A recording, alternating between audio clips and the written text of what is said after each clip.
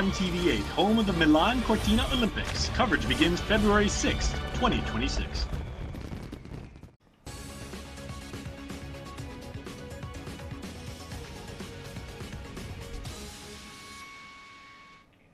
Half a day, I'm Mitsuki Hirayama. You're watching KUAM News Weekend Edition. Thanks for joining us.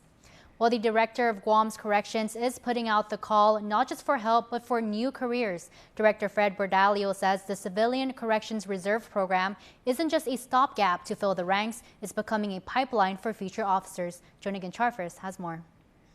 It began in 2023 as a bold experiment, tapping into the community to help with the Guam Department of Corrections manpower shortage.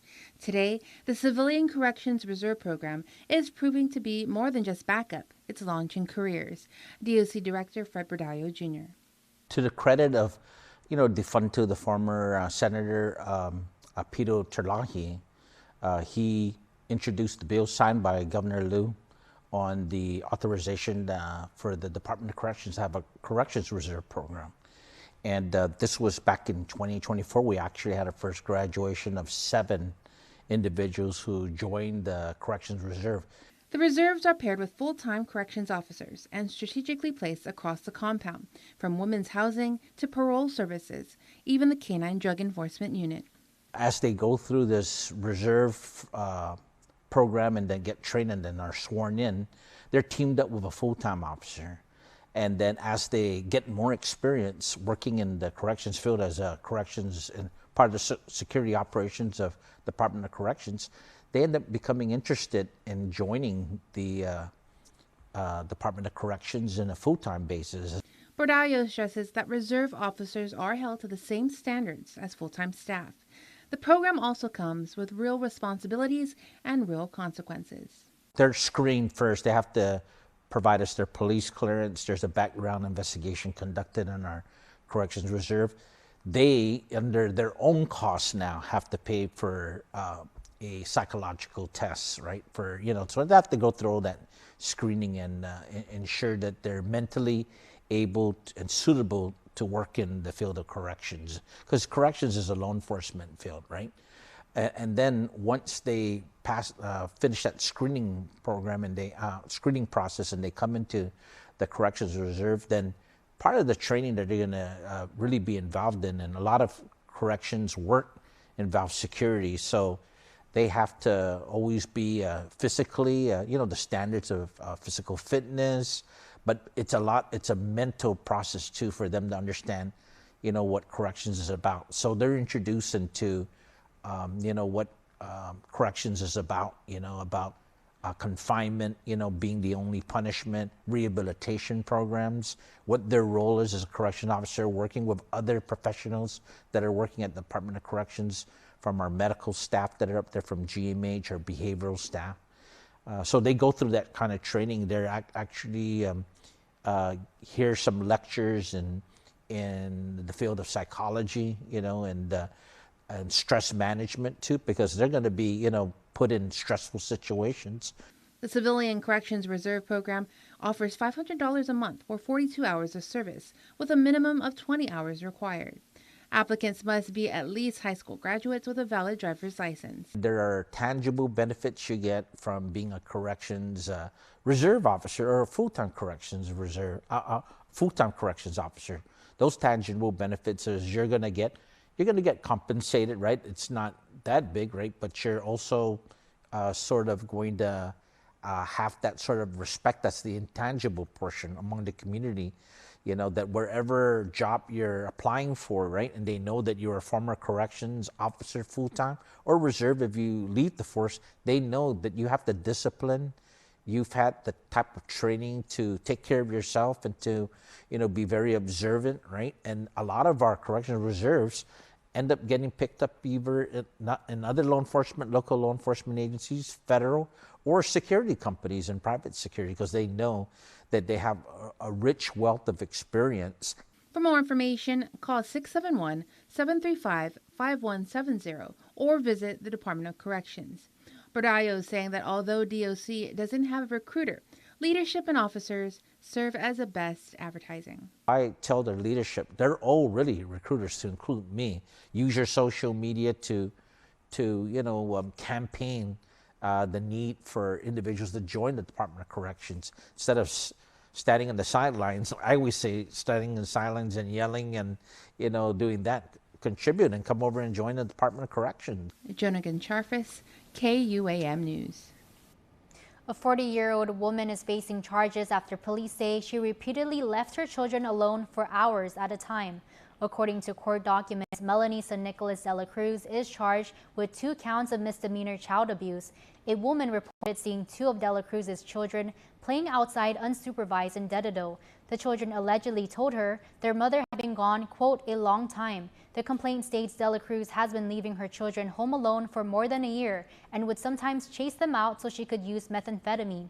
Officers noted the children had no visible injuries, but their clothes were soiled and dirty. Child Protective Services was called in to determine next steps. An all-points bulletin was issued for de la Cruz, who later refused to speak to police without an attorney.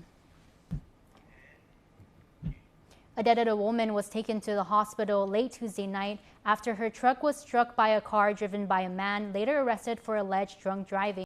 Court documents state 42-year-old Kennedy Medias ran a red light along Route 1 near Route 3 just before midnight, slamming into the woman's Toyota Tacoma. She complained of neck pain and was transported for further evaluation.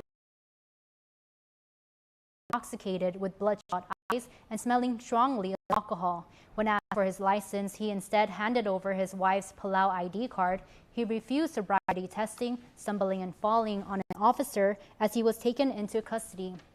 Medias is charged with vehicular negligence with injuries as a third-degree felony and driving while impaired as a misdemeanor. Well, the road to recovery reached a milestone for 10 men behind bars. They're the latest graduates of the Residential Substance Abuse Treatment Program, a joint effort between the Guam Behavioral Health and Wellness Center and the Department of Corrections. Over nearly a year, the program gave participants the tools to break free from addiction through recovery classes, character building, and family reconnection. One graduate said, quote, "This program saves lives, mine included." Another called it a new beginning on a new journey. Governor Lou Leon Guerrero called the milestone proof that recovery is possible with guidance and compassion. Lieutenant Governor Josh Tenorio, who attended the ceremony, said rehabilitation gives people not just skills, but the values to contribute to safer communities. DOC leaders, spiritual advisors, and education partners joined the celebration, showing the power of second chances to change lives. In other news, the Guam Power Authority is turning up the pressure in Washington, warning that the island's electrical grid is a matter of national security. GPA General Manager John Beneventi joined territorial leaders at federal energy meetings, calling for billions in investments to harden Guam's grid against typhoons, cyber threats, and a projected surge in military demand that could double power needs by 2033. Beneventi said local ratepayers can't shoulder the cost alone, urging the Department of Defense and other federal partners to step up. GPA points to the new Ukudu power plant and hundreds of megawatts of renewable projects as proof that Guam is moving forward, but says federal dollars are crucial to build an affordable, reliable, and resilient energy system for the island and the nation's strategic mission in the Pacific. In national news, access to drinking water is often taken for granted in the U.S., but it's estimated more than 2 million Americans don't have reliable drinking water in their homes. Some of the most vulnerable places are rural with few resources. Here's more about a nonprofit digging up new waterways. Yeah, I've walked this line many a time.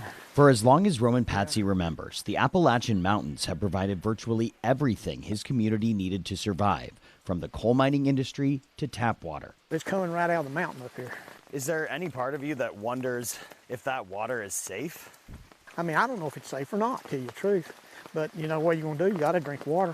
He took us to his only source of drinking water for nearly 50 years, an abandoned coal mine near his home. Like so many here, he dug his own trenches and laid his own water lines hundreds of feet up this mountainside. Was there any part of you that thought to yourself, it shouldn't be this hard to get access to water? No, I just accepted it. It was something you had to do, you know. I worried about running out of water really for years. Did you guys regularly test the water for any contaminants, or did you? No. 250,000 people in West Virginia rely on untreated sources of water, like natural springs or aquifers from coal mines. The median income in this area is about $30,000 a year, a far cry from the prosperity that the coal industry once created. Coal companies used to fund and operate many town water systems, but when the industry declined, so did the water infrastructure it used to maintain. We wanted to see this firsthand, so we went to a water treatment plant in Kimball, a town of more than 300 people. You can see that the windows are boarded up, the roof is completely missing, there's rusty metal, and yet this is the facility that's supposed to clean tap water for an entire community. It is truly mind-blowing. In nearby Rodell, the water treatment plant was also crumbling. Does a typical water treatment plant have this level of corrosion? No, it's in pretty bad shape, as you can see. The fear is what you can't see underground and what's in the mines. We have no way to access the pumps in the mines, so when they go, then the town would lose water. The county is racing to replace water systems before that happens, with help from the nonprofit Dig Deep, which works to bring clean tap water to more than 2.2 million Americans living without. Travis Foreman is the director of Dig Deep's Appalachia Water Project. We're dealing with a lot of systems that are very expensive to maintain, and the local public service districts, they don't have the manpower to keep up. In Rodell, they're bringing clean water to the community for the first time in 10 years. It is a human right to have access to water. Everyone deserves to have that access. Not long ago, at 4 o'clock in the morning, I turned this on like this, not a drop. No water. It's such a peace about knowing I'm gonna have water here. A source of hope straight from the tap. Tom Hansen, CBS News, West Virginia. Stick around, we have more coming up on Weekend Edition. You're watching KUAM.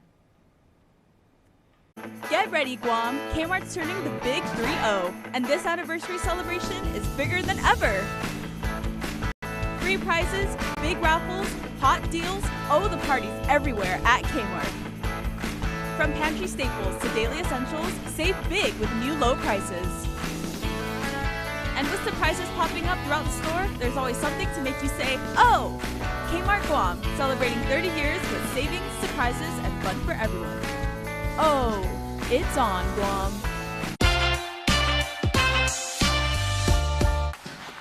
I thought you worked in his house. Oh, I'm wherever he needs to fuel up. Oh, Cantina chicken burrito. Thanks, Todd. That's the way to do it. You know what? Let me actually get something to wash that down with, please. Yeah, I got you. Easy. Appreciate it. You've made a powerful enemy, Todd. I didn't mean Don't need a work break, keep the smile on your face. The moments you can't replace, and I'll be around. Whoa.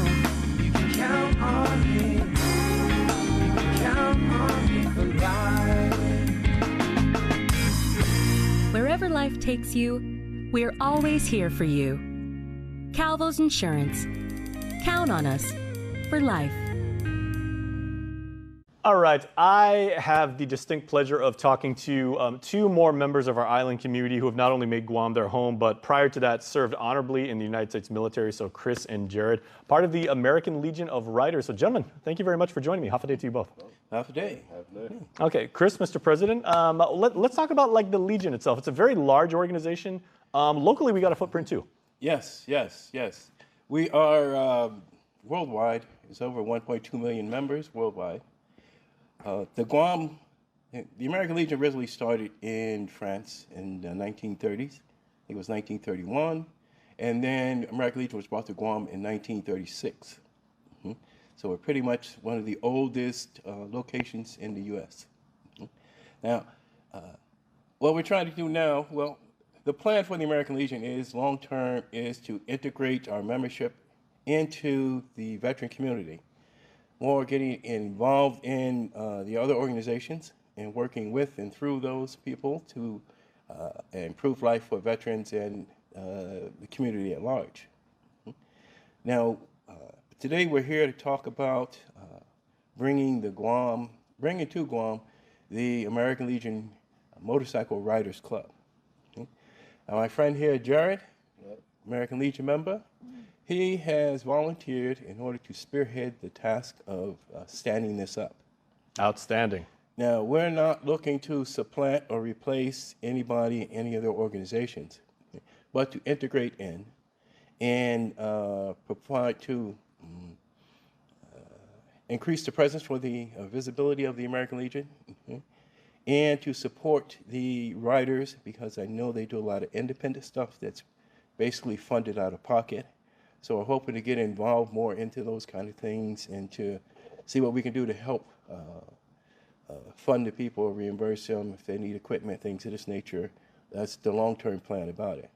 But I'm going to turn it over to Jared because he's the man. Yes, sir. I was going to say, Jared, that I would think that you would be welcomed, like with all the other clubs and the MCs, with open arms, because almost exclusively all the members of the existing motorcycle clubs, they all preach brotherhood. You know, I mean, they love to ride. Almost completely vets.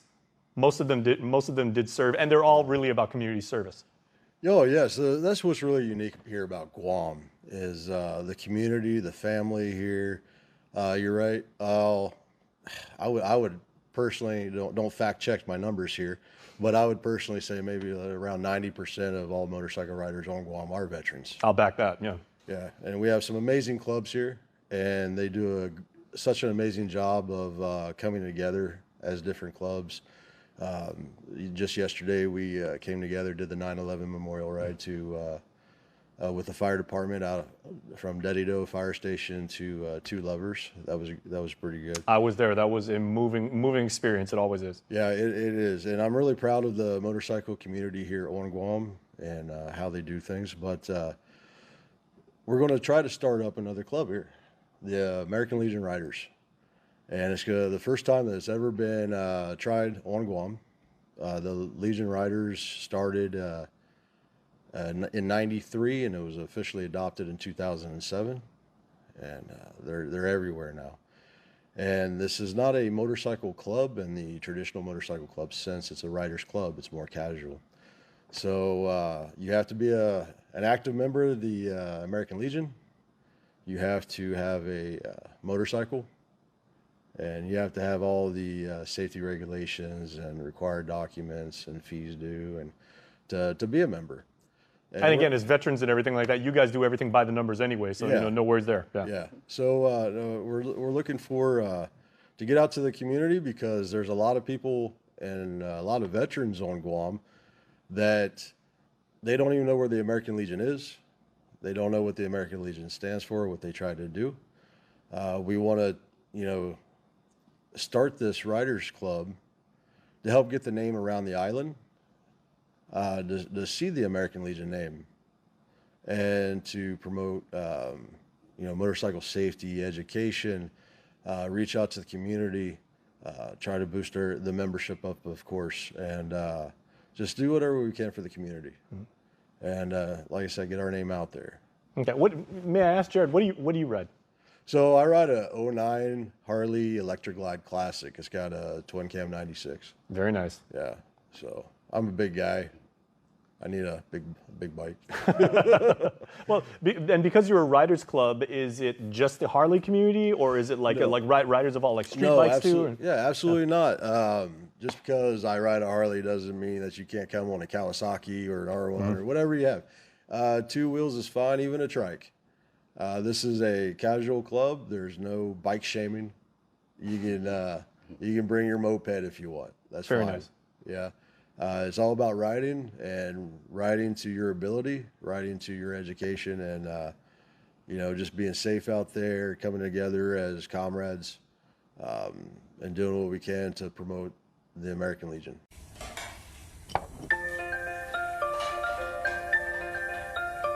Honey, do you want some milk?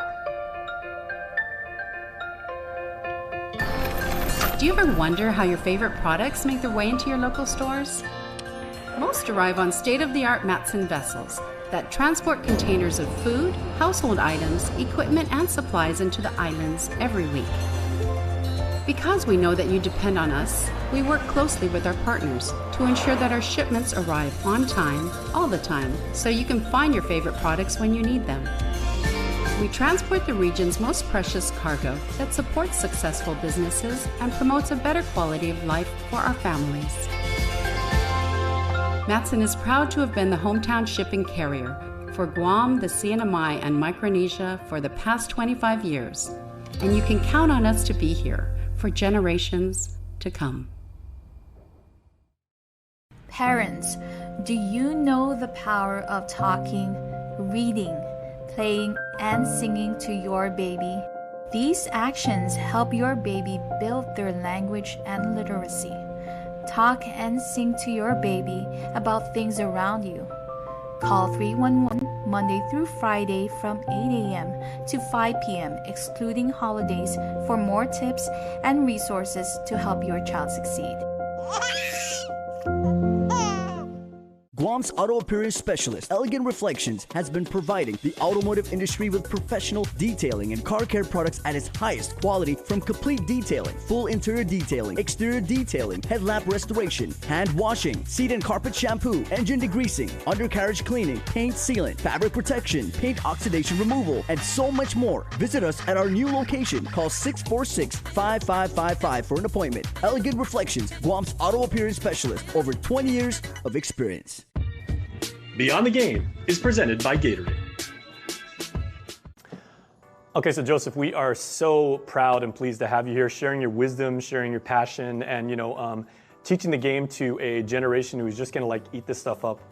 Because basketball is so huge here, and when we have someone, like you sharing your experience and everything, it's really appreciated. Yeah, thanks for having me out here. Super excited. Love kids, so excited to meet them. Okay, what is the overall theme of what you're gonna teach these young athletes as far as the mental side of the game and improving yourself? I think main thing is main thing is having fun. So I think just not to lose that passion, because I've seen obviously a lot of teammates or people, you hear about stories about people losing passion for the game, especially when they get into the pros. So I think that's the main thing, is just to always keep that passion. Second thing, I would say, just not give up. You're gonna fail. You're going to fail. Everyone fails. I failed a lot. But what are you gonna do from that? How are you gonna respond? When you're here talking to these young athletes who are essentially your peers, but at the same time we look up to you because of your success, is there a message that you want to pass down to the local community and kids are saying I've seen clips of you on social media. How did you get to be where you are, and how can I improve my game? Just hard work in the gym and staying in there for a couple hours and working on your game. Mm-hmm. Yeah, and then that's it. And then you gotta be good at school, and then listen to your parents. And then, yeah. That's a big one too. Yeah, and keep God first. Absolutely. That's a big one right there. Okay, when did you start playing basketball? I think when I was 3, then I really started playing AAU, I think when I was 4. Mm-hmm. Yeah. As a point guard, right? Yeah. You're the guy dictating the flow of the game, determining pace. You see the game from a completely unique perspective, like your own teammates, what the defense is giving you. How do you actually tell kids about, what that responsibility is? Yeah, I think being a smaller guy, having an impact on the game as a point guard, just making your teams better, controlling the offense, having a great work ethic is really important, because especially guys that are smaller, I looked up to guys like Jason Kidd, Steve Nash, pass first point guards it's kind of rare nowadays, but just making teammates better, making the right reads, playing the pick and roll, and so I think just instilling that work ethic and looking up to guys that you want to play like, I think that's important. So how do you get mentally tough to deal with that too? Because basketball is a very emotional game too. Yeah, I would say just trust in the process, trust in your own ability, trust in the work that you've put in. If you've put in enough work, you'll be confident in yourself. It doesn't matter what type of high or lows you're going through, especially the lows, right? Throughout the lows, you have to keep your confidence and really believe in yourself, because no one's gonna believe it for you. Yeah. Now, it's also, you could be the greatest player, but being a good teammate in a team sport like basketball is also critical. So what are you going to tell the kids about, it's not just one of us, it's all 12 of us, it's 5 of us. Right, every person is important, every role is important. So I would say just learn to master your role in whatever team that you're given, and just treat everyone how you would like to be treated. Leadership. Some kids get it right away. Other kids, they have to really, really work at it and everything. Yeah. Again, as a one, how do you actually like embrace that role, and how do you tell kids it's, you know, you've got to be the one to calm everybody down when things are going crazy, and you know they're going to take their cue from you. Yeah, I think I had to learn that as well. Communicating. I'm a quiet guy normally off the court, so on the court you have to be a leader, you have to be vocal.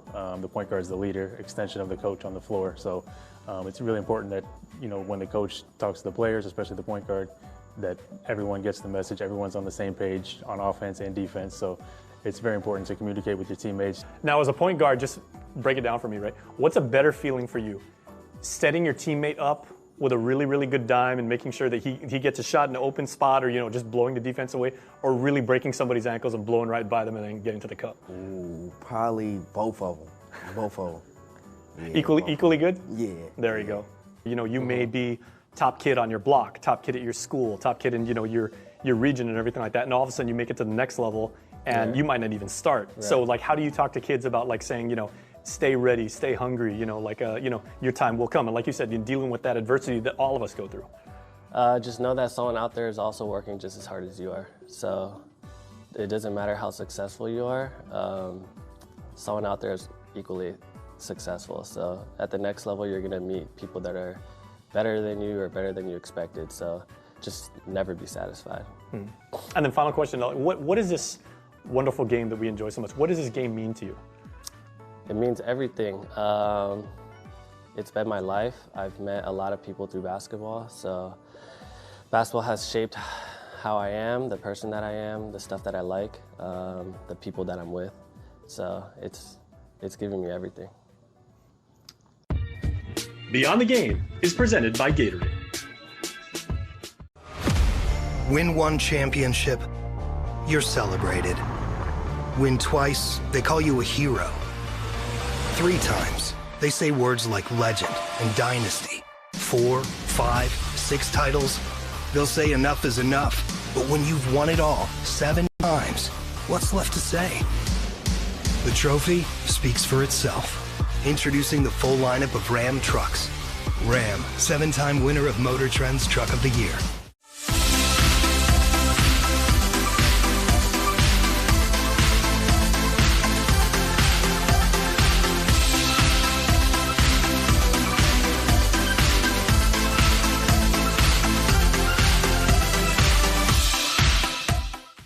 Hey, I better get extra pay for this. In Myville, brought to you by Pepsi.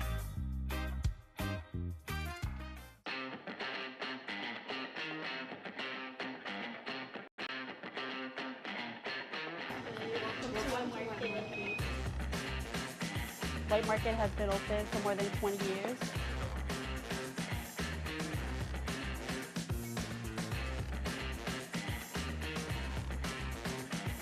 The location, near the schools and the base.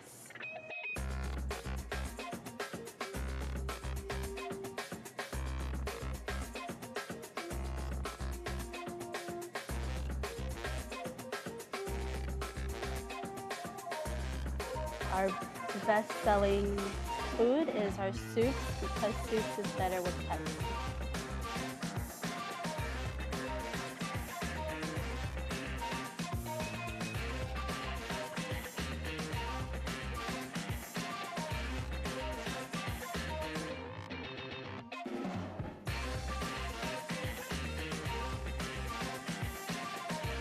In Myville, brought to you by Pepsi.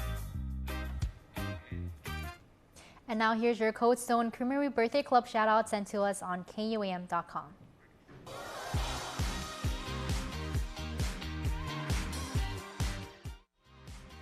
Man, this weekend, you guys, is the Doni Festival, so head on over to Manilao and go check out Mayor Allen and tell him thank you for putting on such an amazing event, because it's also a birthday for a lot of Guamanians on Saturday, so let's get right to it. Happy birthday number 22 to Isabella Ugan Olalia, aka Sabette, who blows out the candles this year. Happy 22nd, Isabella.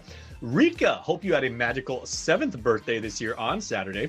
Also, happy birthday to Isaiah Victor Vidalino. Happy birthday number 10, love Mama, Nana, and Auntie Sonia.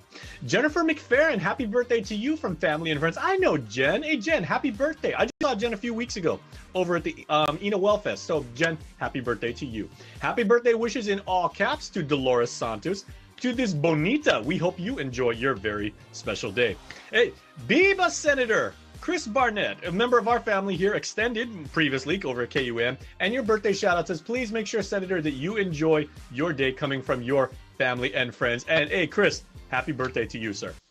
Happy birthday also to Kaylee Sky Miles, a member of our extended family here at KUAM. Happy birthday, Kaylee Sky, and your entire family loves you very, very much. Want to wish your special someone a happy birthday? Just click the QR code here on your screen or email birthdayclub@kuam.com. That's going to do it for us here on Weekend Edition. Visit KUAM.com or follow us at KUAM.